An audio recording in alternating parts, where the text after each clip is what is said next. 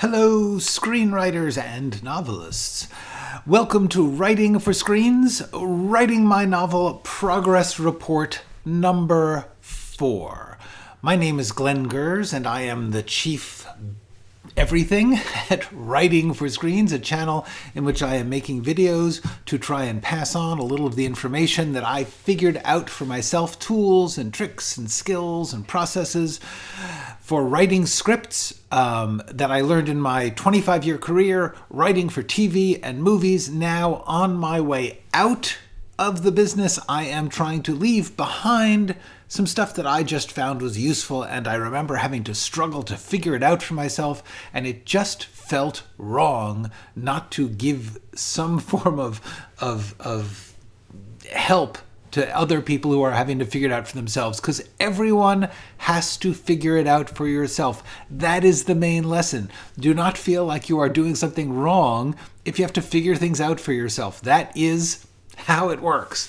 I come here most days, most weeks, Tuesday and Thursday live at 1 p.m., but I will be taking the next 2 months off to make more of these lesson videos, which is really what I want to talk to you about here for a minute.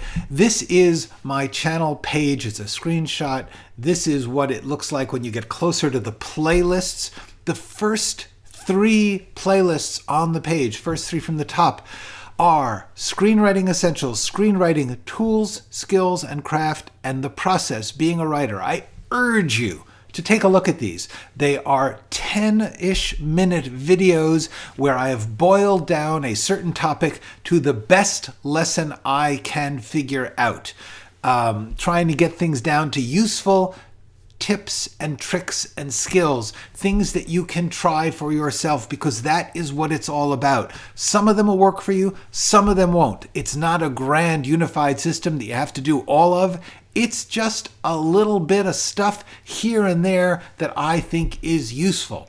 The topics are always the title and the thumbnail, so you can just browse the thumbnails and see dramatic action, genre, flashbacks, dialogue, and that will help you figure out, do I want to spend 10 minutes learning about this? And yes, you do. That's the good stuff. I cannot, oops, sorry. That is the point of this channel. All the live streams, everything else, nice, good, but all the best bits are there. So please do take a minute to check those out. That is the point. Today is even more off topic. I am going to be talking about writing a novel because it's something I'm trying to do, and wanted to share a little bit of that stuff, because a lot of people say to me that they are actually not writing a script, but they find the channel helpful. Hi, Maria. Oh my God, you made it, which is really good because I'm not going to be here for 2 months. So you made it right at the right time. Time change has made it hard for everyone, I think. Actually, weirdly, I'm going to tell you, according to my YouTube analytics, the time that most of my viewers are on YouTube, Sunday morning. I may actually start live streaming then. Hi, Michael. Thank you so much. Appreciate it. Maria's saying hi. Hi, Jean. Yay. And Thumper. Yes, I noticed that. So here's the deal. Let's just very briefly, what I'm going to be doing today is mostly talking about writing a novel, but ask me almost anything, anytime, not a problem. This is a very low pressure live stream just to see how it goes. But I thought what I'm going to be doing for the next couple of months is actually trying to get more of these lesson videos done. I have been spending the past year writing these scripts for another dozen of these little, the 10-minute videos. But they take a lot of work to shoot and to edit, and I can't do the live streams and that and live my life. So I'm going to take a pause on the live streams. In the meantime, while we're here today, I wanted to do a little bit of talking about the other thing I am hoping to get some time at, which is, hang on a second, let's see. Got that? Yeah, okay. This is my Scrivener document where I am working on now every moment. The novel I have started, I wanted to get it done by next fall. I am now becoming a little worried about that.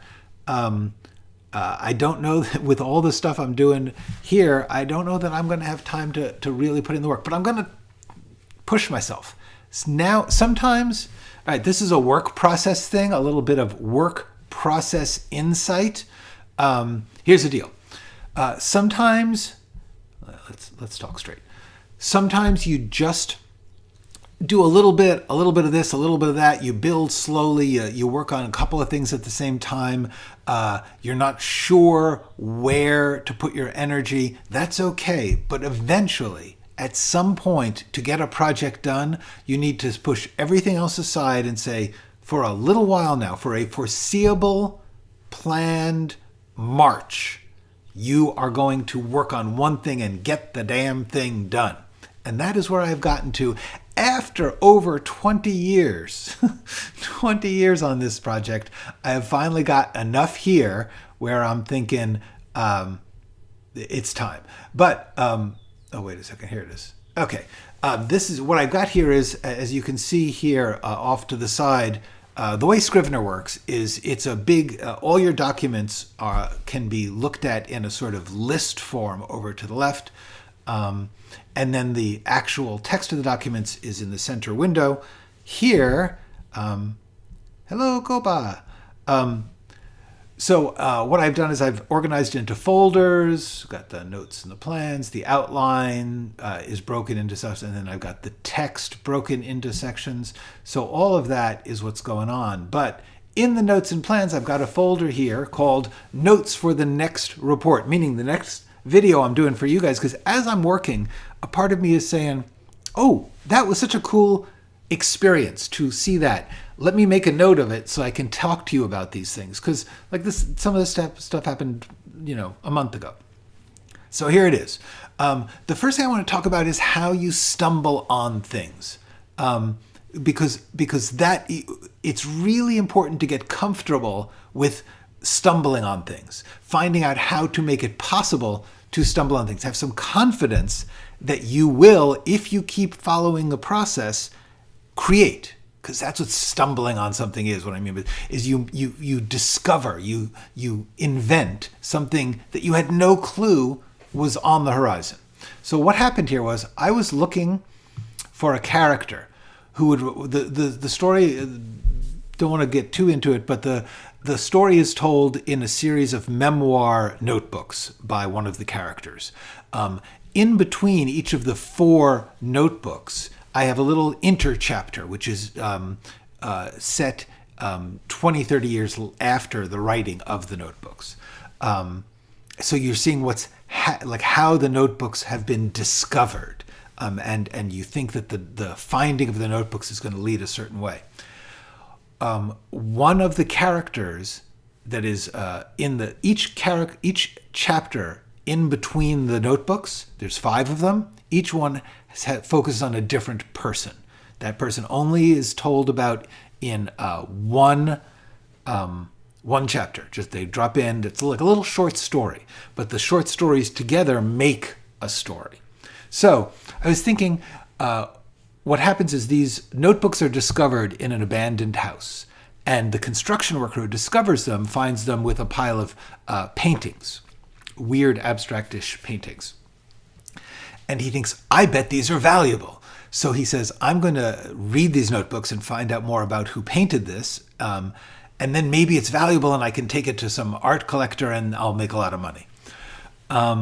So he discovers that the person that among the people involved in the painting was a woman who later started a New York art gallery. She is now dead. However, the gallery is still there. So he goes, this construction worker takes the notebooks and the paintings, drives to New York on his vacation to present it and say, hey, I found these valuable things to this person who runs the gallery.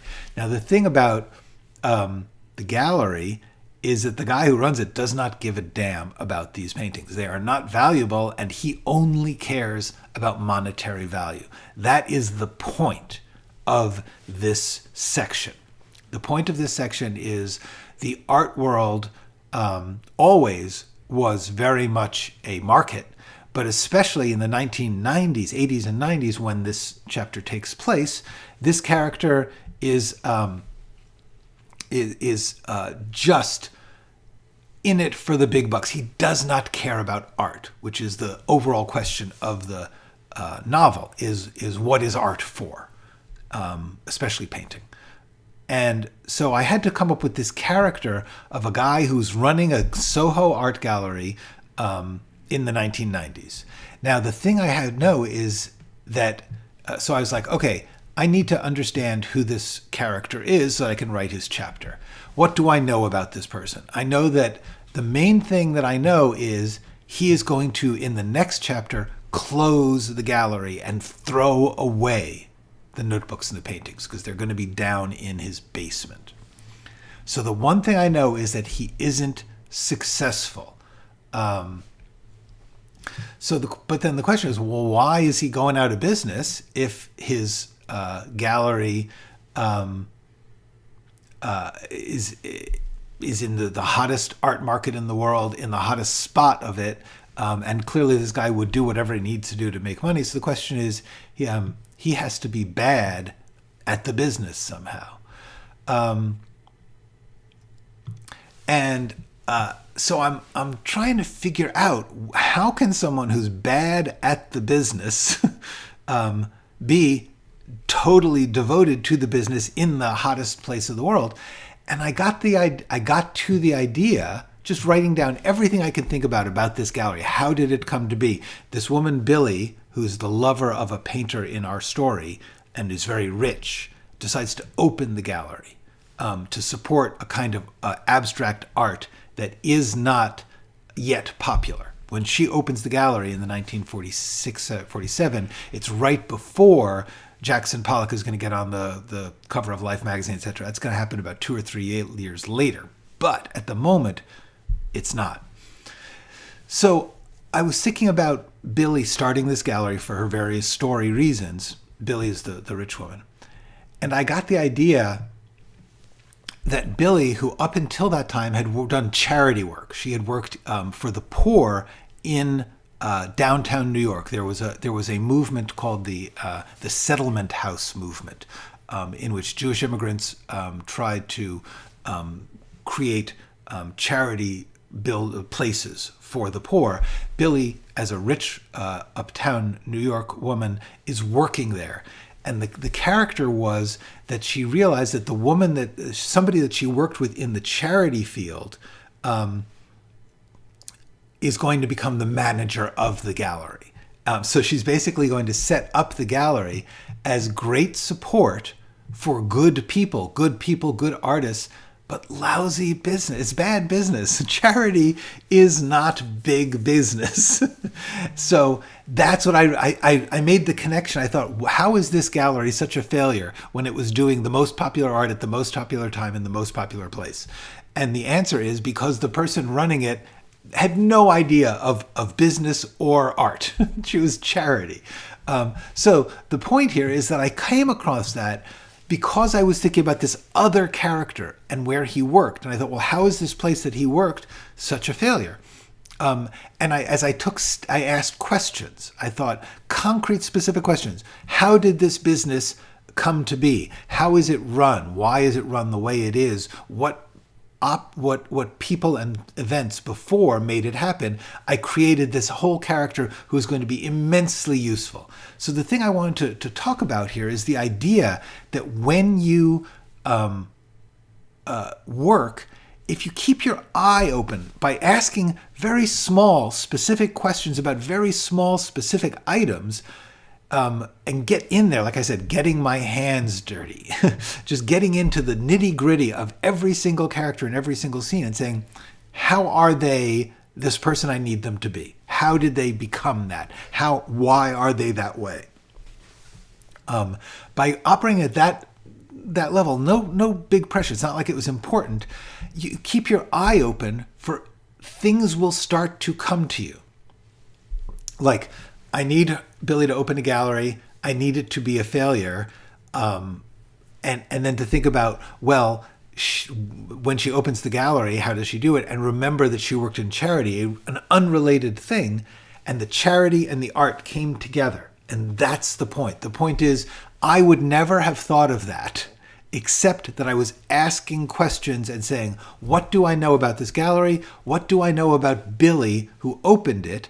Ah, she was working in charity. That's the thing. Okay, so, all right. I'd love a Sunday live stream somewhere between. That's exactly when I was thinking. Okay, thank you. Glad to know. When approaching a novel, do you write something to a summary overview first? Yes, what I do is I tend to do like an overview that's just a jumble of pile of notes. Actually, I can. Most of them are gone now because what happens is I will say, okay, these are the main characters. This is the main events of the story. And I put that in this section here called Notes and Plans. At a certain point, that right now, all that's in this folder is notes to myself about how I'm going to write it, because all the overview things have gone into the outline here. So now the outline, which is now it's 5 notebooks and 4 notebooks and 5 chapters, so it's 9 sections.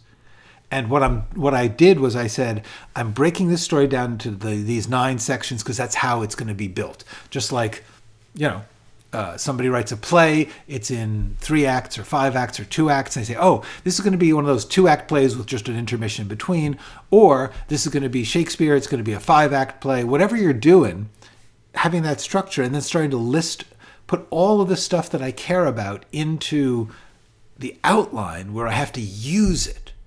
But for years, I had a big summary where it was like, here are some of the characters, here are some of the plot events. And then slowly but surely I said, okay,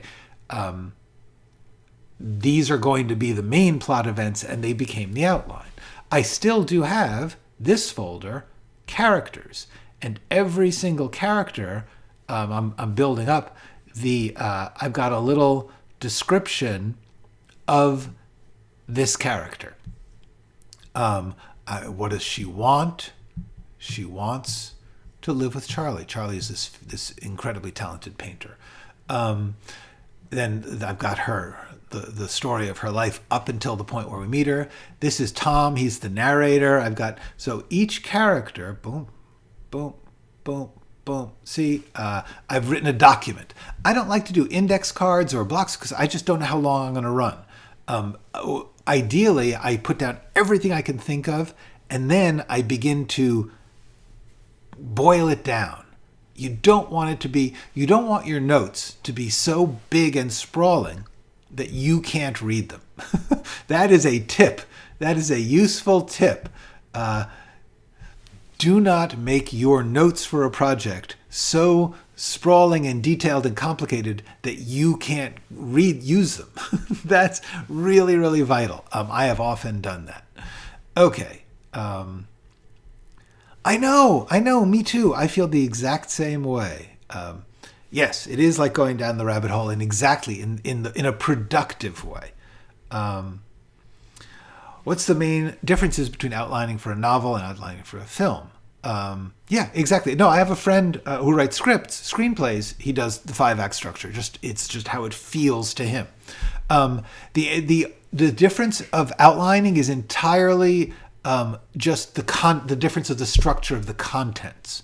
In other words, this novel has many, many more scenes and characters and details than a script would. Other than that, I do it exactly the same way. My outline is here. I've got, as you can see over on the side, I've got each chapter, and it's just a document with the events. Now, this particular chapter is I've already written it, so this is just some thoughts about it. But here, for instance, this one. Let's look at this. This is the outline, rough outline for this chapter about finding this trunk with the notebooks and the paintings. So I just make a note about what's happening. There's a shack. It's getting raised for a new subdevelopment. Construction crew arrives with the trucks. It's narrated by the head of the construction crew. They look in this trunk that they find, and they find rolled canvases, including 4 notebooks. Now this guy, Mike, maybe called Mikey, I haven't decided. He is this very annoying guy dragging the crew. The narrator of the chapter actually does not like, the main character of the chapter does not like this guy, Mikey. But Mikey insists that it's possible value, so he takes the trunk before they demolish the house, and he puts it in his pickup.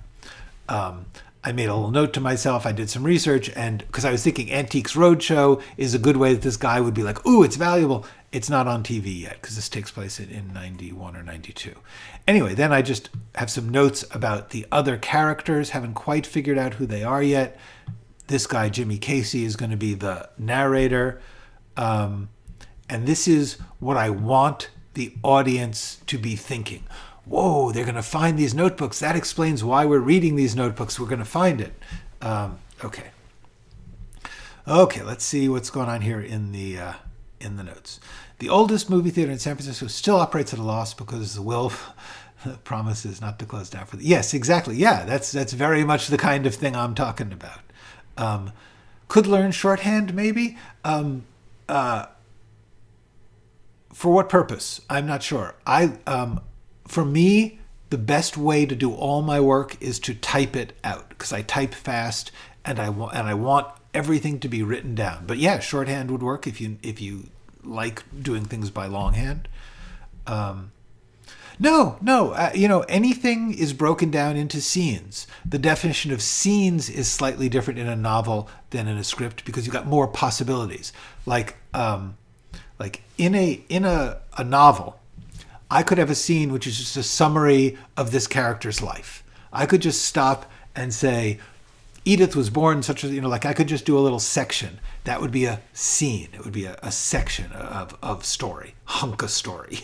And your outline is, I call them scenes, but it's a list of the hunks of story, a thing that happens, or some of the sections of the story are going to be this character remembering a time period, like saying, that summer I did these things. Not a specific set of scenes, but a summary of what happened at that summer. That would be a scene, because it is a section with that purpose. That's what the point is, that you can do more types of scenes in a novel than you can in a screenplay, because you can't have a scene in a script where we summarize things. There's no way to film a summary.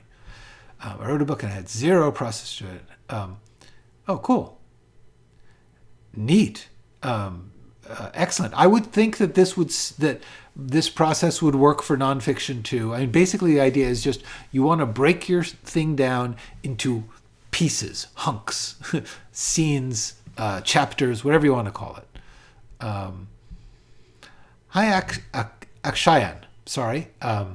Akshayan, I hope I'm saying that right. Hello to India.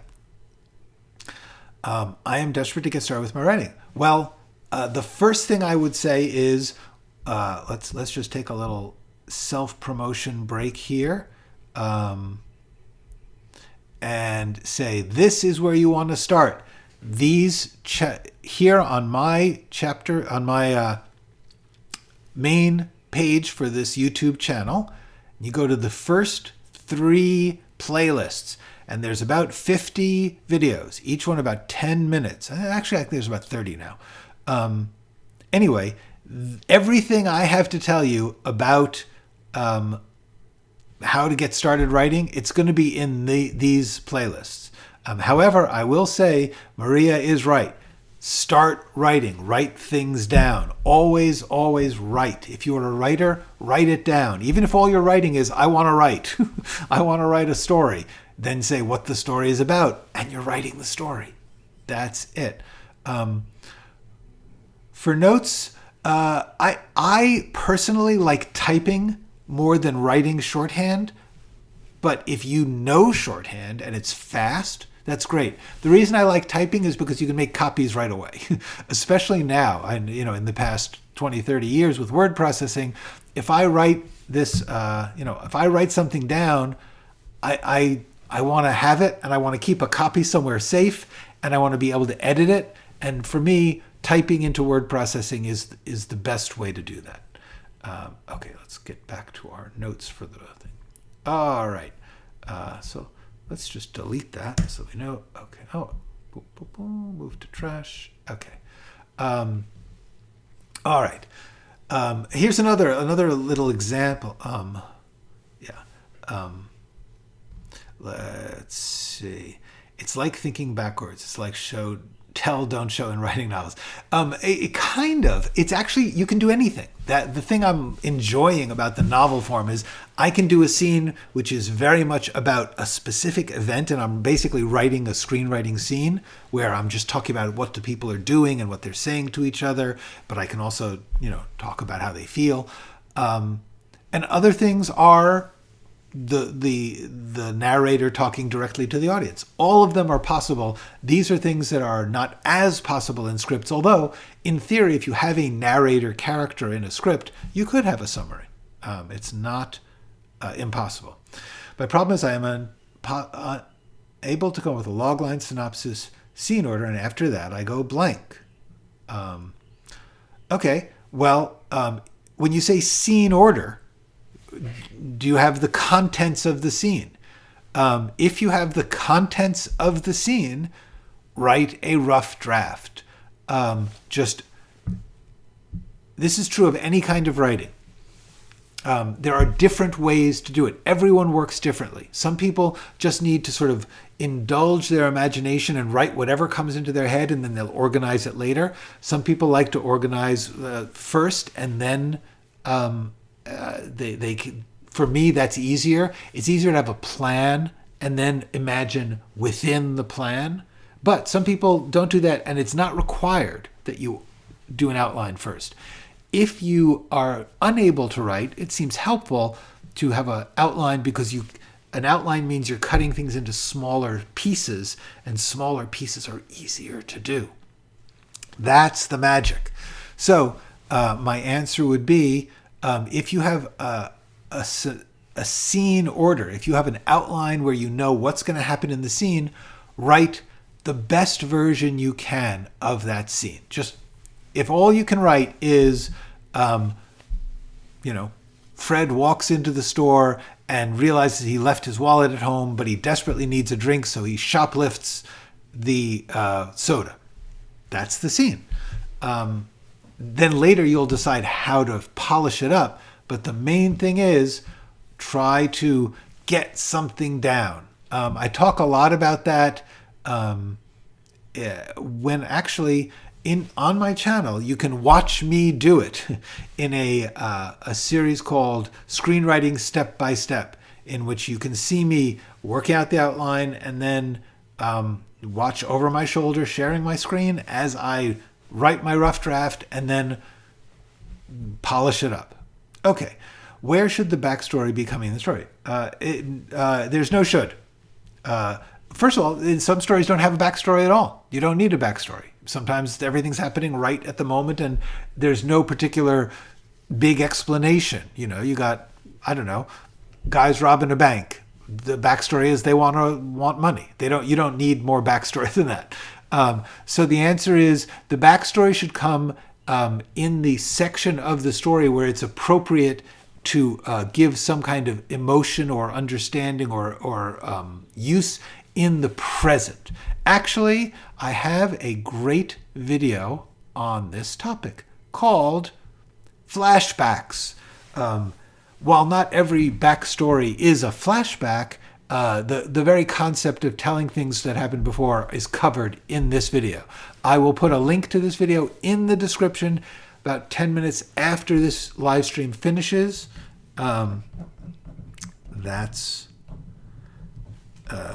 It takes a few minutes for me to organize that, but I will put a link in the description to Flashbacks. The answer is there is no should to backstory. You can tell a perfectly fine story with no backstory. Or if you want to tell a story, you have to decide where it fits in your story. There is not a proper, like every story has the backstory on page 30. That's not true. You could start with the backstory, or you could have it come towards the end when you're explaining something. All right. Yeah, no, stenography, shorthand. No, I don't know anyone who knows how to do it. Because also at this point we have voice recorders and they do transcription, and people type with their phones. So there isn't that much use for shorthand. Use what you have now. You'll always feel that you can still learn more. This is true hyper abs. Hang on just a second. One moment, please.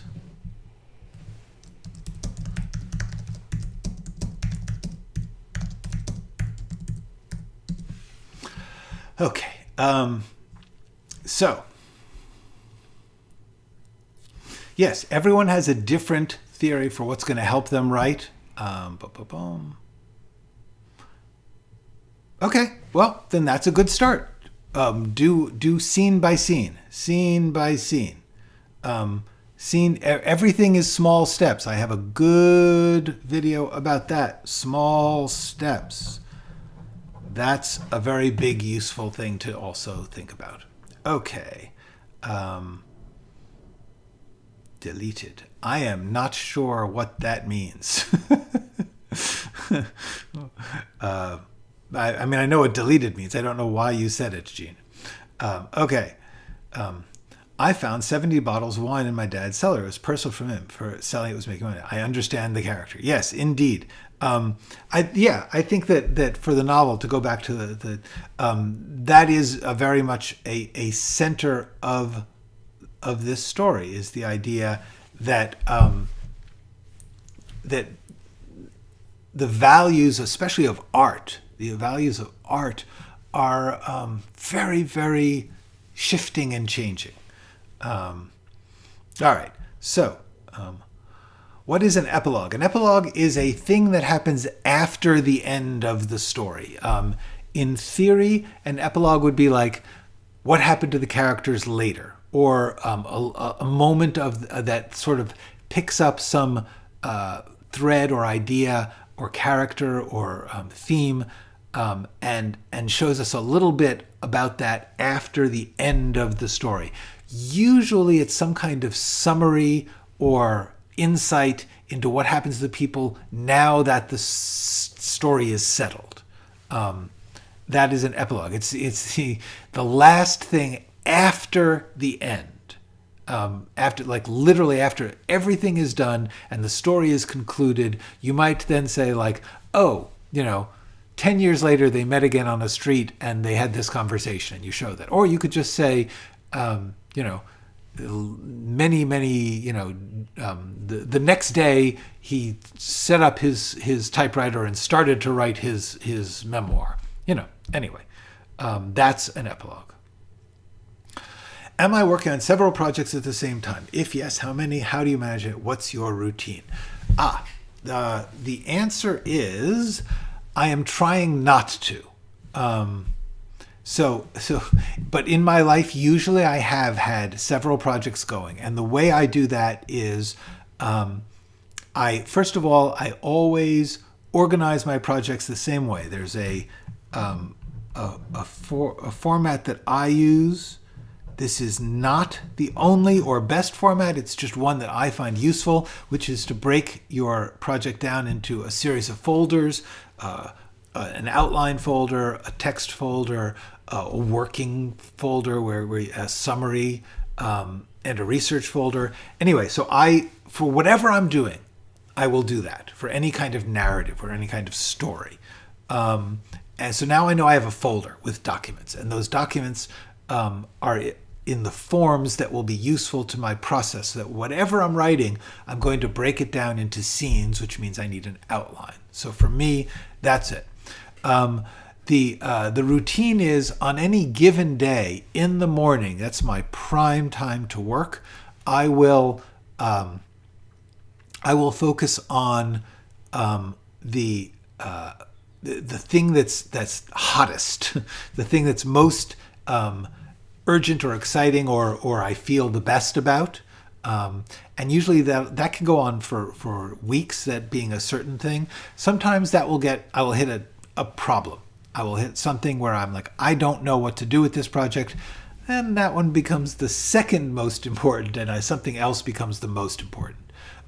Or if I'm working and I feel like this is a project that I love, but the odds of it making money or selling are less than another one, sometimes I will put it back and move the money-making one when I was trying to sell scripts as much as possible.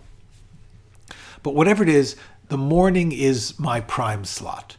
And the process by which I write it, I talk about a lot in general. So the answer is whatever I'm working on, I have that same process. I try and get the outline, and then when I feel like I know what every scene is about, I will start to rough in the text and then go back and forth, outline text, outline text. The way I manage different ones is at the end of working on that, which is usually midday, I will burn out on that. I need lunch. I need to stop thinking about this for a while. In the afternoon, I will be like, oh, I don't want to just sit around and not do anything, but it's best to put that other one aside for a while. It's best for me to not work on that and let it cook in my brain, and tomorrow morning I'll be fresh. At that point, I like to have another one that's at some earlier stage of development. And I'll open up that folder and go, oh, that's what I'm going to work on. It's a different kind of work because it's not the one that I'm pushing hardest on. I'm just sort of sketching around. So that's how I manage it. The problem has been over time, I started a lot and did not push them to finishing them. So I have a lot of half-finished projects. That's not good. That is a bad thing. So I would urge you, if you are going to have multiple projects going, make sure that you finish them. Finish something you're doing. Now, what's happened is since I retired is I took on teaching here on YouTube. And in doing that, I decided to not do any other creative writing. Everything I'm doing for the past 3 years has been just these teaching videos, live streams, and everything that went into them.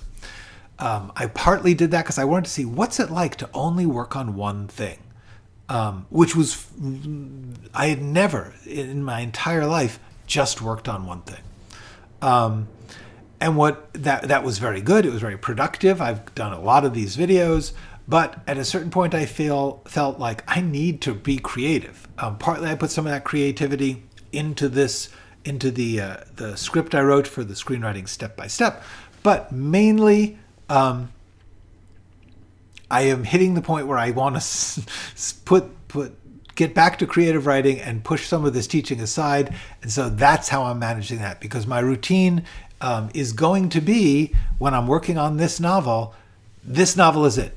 All day, every day. In the afternoon, when I'm not necessarily writing, I'm going to be researching, because it is a historical novel. It takes place in a time period that I did not live in, and it's about a career that I did not have, which is painting. So I've got a lot of research to do. So that's how I'm going to do that. As soon as I finish these damn videos that I have the next couple of months that I'm going to be shooting and editing them, then I'm going to be working on this novel, and I will do these video live streams as much as I can. Okay. Maria's right. The prologue is what happens before the story, and the epilogue is what happens after, pro and epi. Latin. Could you talk about the major transition of your story? Not sure what that means. You mean, like, is there a certain specific transition, or do you mean the arc of the story, like the characters transition? Not sure what that means. What are the best ways to design a character? I feel I'm deficient. Hints. These are generally, honestly, you need to watch all my videos. If you watch my videos, most of these questions, these are very broad questions, which I can't really go into every single thing about. I will say, if you go into this this set of playlists, and I have one coming on character, but dialogue and figuring out scenes and figuring out character arcs, it's all in there. All there. Okay. and they lived happily ever after is a one-sentence epilogue. That is true. Okay. How should the protagonist be introduced? I face difficulty in introducing them, though I know what conflict... the answer is there's a million ways. There is not a right way. The one thing I will say is you'd probably want to introduce them sometime in the first, 10, 15 pages. But the real answer is there isn't one way. It depends on what you like. I would suggest you look at the stories that you like and see how they do it.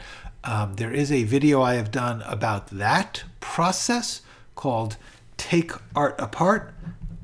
I would suggest taking a look at that because there's too many possibilities. The answer is there is not a right way. This is actually really important. There is no formula. There is no, this is how you do a story.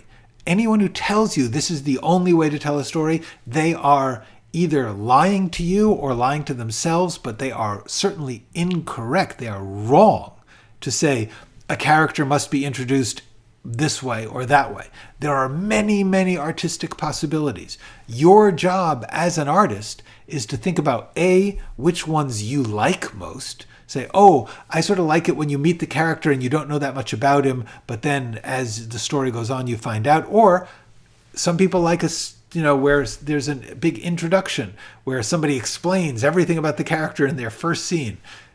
Either one is fine. You have to decide which one works for your story and which one you like. That's really, really important. Yes, as Maria says, you're probably overthinking it. Characters can literally just walk in, get them going. That is true. Jean has a great problem. Jean, you go. The problem is that you can't not write. I wish I had that problem. I know the feeling. Actually, I have very much that problem. The problem is I can't stick to one thing and I can't finish things. I will just keep putting things off until it's too late. And that is my problem, my weakness. Working with many characters, is there one incident that affects everyone? Are you talking about my novel or in general? The answer would be, is there one incident? No. I mean, the incident is that they meet. Everything flows from there, but that's the beginning of the story. There are many, many incidents. The story sort of takes place between when they meet and when they part. That's what I would say, is that the beginning of the story gets really going when these three characters meet. Well, one character meets this couple. And this outsider character falls in love with the woman of the couple, and so he becomes partners with the man in order to spend more time with the woman. And that triangle is the story. And the resolution of that triangle, in which the woman and one of the characters end up spending the rest of their lives together and the other one goes off by himself, that's the end of the story. You're welcome. Okay. Yes, I would love to peek through the scrap pile too. Okay. Yes, I may. I may eventually do at some point I'm going to have to do a video introducing all the other videos, and that may be where I do that. Thank you. Okay, let me talk a little bit more about these notes I made for y'all. Okay, there's a character in the story, and the question is this a discovery or a decision, a choice? When you have a character, I have a character who I knew, I wanted there to be this guy who was an art gallery owner because back in the 30s when art galleries were very different than the one in the 90s. But I mainly wanted someone who was, at the time, in the 1930s, abstract art was not popular or profitable in America. It was somewhat more profitable in Europe, especially in Paris. Paris was the center of abstract painting in the 19-teens and 20s. And so therefore, I wanted a character who could be the voice of that understanding of art. So I have this guy named Felix, and he is the character who he owns a gallery, and for various reasons in the story, he helps Billy, the woman in the love triangle, the rich woman, sort of scam.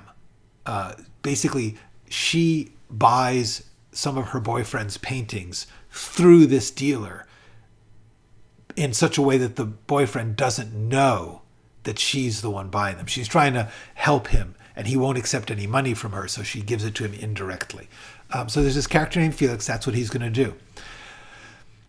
But what I realized is that I knew what purpose he served in the plot, but why did he do it? The obvious, easy reason would be venal. He did it for money. He did it to suck up to a rich woman. However, what I realized just recently is that he did it because he is a romantic. In other words, he was helping her to give the man she loved support in such a way that he would accept it, because he wouldn't ordinarily accept it. And he did that because he is a romantic. In other words, he believes in love. And that I only came to that, like I said, I've been working with these characters for 20 years. I just realized last month that deep down, Felix's motive is a romanticizing of love, but also of art. In other words, he's a romantic about art, and there is a romantic concept of the artist, which developed literally in the Romantic era, the individual genius artist. And Felix, this character who owns the art gallery, he believes in that. He loves that. He believes that that is what makes life worthwhile. The work of these special romanticized artists. And that discovery is like clicking in on the characters. And the interesting thing about this is that a thing that was waiting there for me to find out about Felix? Now, when I thought of it, it made sense. This is really important. When you think of something that's new and it clicks in with the other things you've done, or changes the other things you've done in a satisfying way so that you feel it's getting better, you need to pay lots of attention to that process, that feeling, to say, oh my gosh, if Felix is just looking for money, he's no different than the other art gallery owner, and that's not satisfying. But if Felix does this because he romanticizes love and art, that will give us a gentility to Felix, an empathy for this guy who's kind of sad in the story. And I realized that's really, really nice.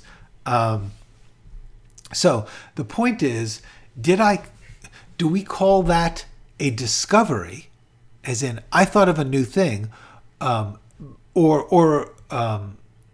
are you finding something that's been there all along? In other words, is it that Felix essentially existed outside of my knowledge of him, and I discovered this quality of his? Some people like to phrase it that way. I tend to think of it as discovering a new artistic element and choosing it, saying, I recognize that idea of the many ideas I've had of Felix. That's the one that makes the most sense to the rest of the story. It's the one that is most exciting and satisfying and illuminating.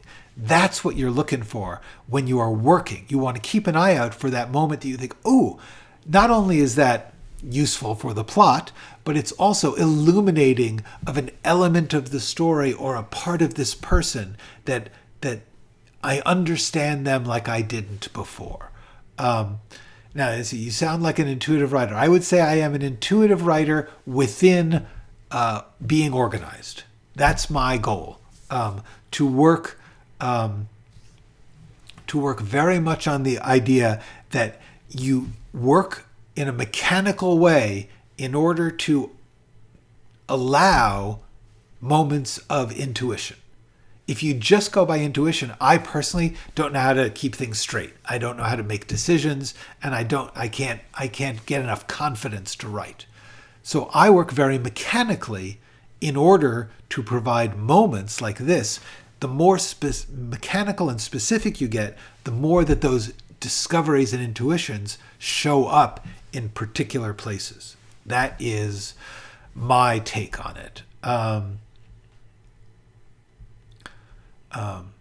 Yes, Crash. I love Crash. I think it's great. A lot of people are pissed at it, but in Crash Today Prospects, yes, you definitely should see.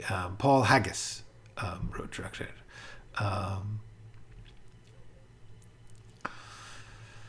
Okay, all right. Thank you, thank you, Maria. Thank you so much. So let me just quickly go through some of these others. Here's another thing that I ran into that I wanted you to see. Sometimes you discover, like these discoveries, this idea about Felix being a romantic, or Billy opening the art gallery, and you get something and you love it. You think, oh, that's good stuff. That's fun. I like it. As an audience of my own work, I like it. The important thing about that is that when you get one of those, that you recognize the importance of it. It becomes like a solid, what I'm calling like a pillar. Like imagine it's like the thing holding up the rest of it. And there's a lot of these. And what happens is the general writing process is one of trying things out and throwing them, trying something and throwing it out, trying something and throwing it out. You do that all the time. You try it, you rewrite it all the time. Now and then you hit something and you're like, it's a phrase of text, or it's a character element, or it's a story element, and you say, that is solid. That is important to this project. That is something I like so much that no matter what happens, I'm not throwing that one out. It's the more of those that you recognize, the more your project gets solid itself. It gets an architecture. It gets a structure. It gets a way that you can make other choices.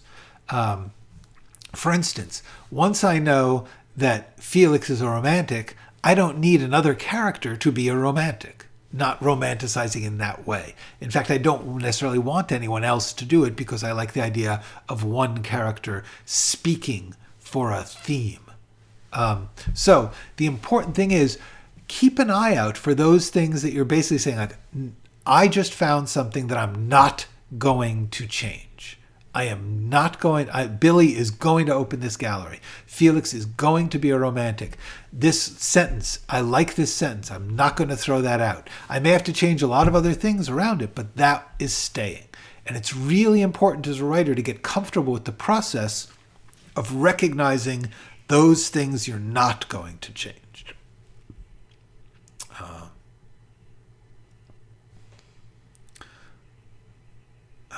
Okay. Many filmmakers don't like to watch their movies because they feel, I should have done this, I should have done that. Yes, that's true. I do. I like to watch my stuff. I mean, there'll be stuff I like, I know how to do that better now. But overall, I like to read my own work. I like to see my own work. Okay. Then, the other thing I want to talk to you about, just as we close down, is that at a certain point, you'll get stuck in one area of the story. You'll get stuck in one part of the writing process, outlining, or this, like for me, like since I have these different sections of the outline, right? So there's like notebook 1, notebook 2, notebook 3. I will like work on notebook 1 and I'll be like, okay, I'm going to go through all of these scenes and make sure one by one that I've described it in a way and I've answered all my questions. After a while, you overwork that section, or you just are neglecting the rest of the story. So what I have discovered is I try and pay attention to the feeling of, I feel like I'm just grinding here. I feel like I'm overworking this area and neglecting another area. The point is then force yourself to set the one you're grinding on aside and move to another. That's one of the things I've been doing in the past couple of weeks, is saying, all right, notebook 1 is in good shape. Notebook 4 is terrible. I've got to put my energy into 4 and spend a week or two just going scene by scene through Notebook 4 and asking those questions. So that's what I wanted to talk about, that process, that part of the process. Okay. If a writer can watch and listen to what's happening around him, he can learn to write description and dialogue. That is very true. I would say plus you have to read. If you want to write, you have to read. If you want to write movies, you have to watch movies and read scripts. If you want to write, you have to read. That is my biggest lesson of the day. All right. So y'all, it's been great. I'm hitting the end of an hour. I think I'm going to reluctantly say farewell. I will be back in June 1st, I believe. I'm not sure. I will leave a video that explains, that says, but I'm taking April and May off of live streaming. I will be releasing a new short video every Sunday. And, oh, Donna, I am so sorry. I am about to stop. Okay. Yes, making firm decisions is valuable. Yes, it is. I'm so glad. It is something you have to practice. It does not come easily to any of us, I think. Okay.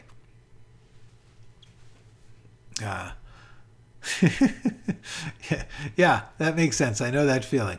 Maria, you are welcome. I am glad to see you. I'm glad that you are well. Everybody, I'm glad to. Aaron, I tend to lose focus and nearly abandon a project, so I'm teaching myself to attack another section. Yes. And then at very worst, just move through the process. If you can't figure anything out, maybe change to a different, like write some of the text, write a scene or two just to see what it feels like. The most important thing is keep working and don't grind on any one thing too long. And especially if you feel like there's something you don't know how to do or can't do it, get into it. Try it. Trying is the best. Okay. You are welcome. Yes. Excellent. Oh, sweet. Okay, I am going to go. It is great to see y'all. I will be back in June. Please do, Maria. I would like that. That's great. And with that, I say to you, go write something.